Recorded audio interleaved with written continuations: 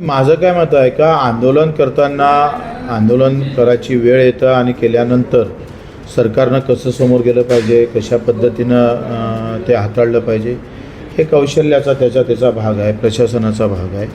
आणि मला असं वाटतं का कुठलंही कोणीही आंदोलन करत असेल तर त्याला पाहण्याचा दृष्टिकोन इंग्रजासारखा नसावा.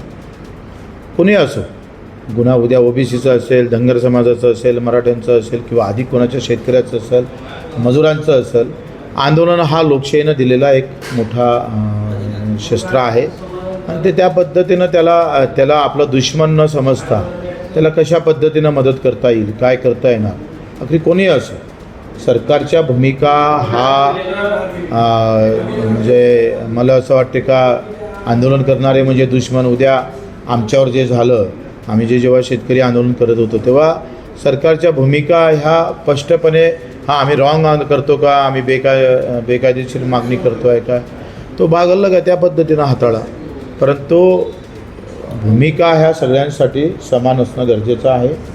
आणि आंदोलक म्हणून त्याला दुश्मन न पाहता त्याचं स्किल वापरून तुम्ही कसं त्याच्यासमोर जातं त्याच्यावर सगळं अवलंबून आहे.